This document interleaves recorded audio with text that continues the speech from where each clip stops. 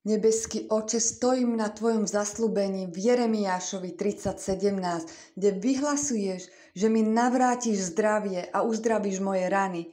Pane, prinášam pre Teba každú chorobu, bolesť a slabosť a ja dôverujem Tvojej uzdravovacej moci. Verím, že Tvojimi ranami som uzdravená. Obnov moje telo, moju myseľ a môjho ducha. Nech Tvoje uzdravenie prúdi cezo mňa, obnovuje moju silu a naplňa ma Tvojim pokojom.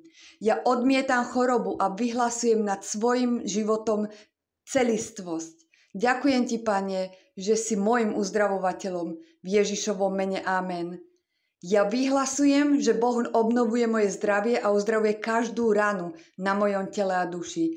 Ja vyhlasujem, že choroba nemá v mojom živote miesto, pretože ma pokrýva Ježišova uzdravujúca moc.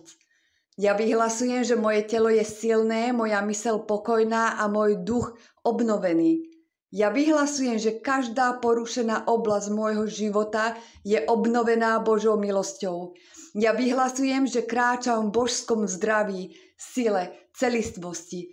V Ježišovom mene. Amen.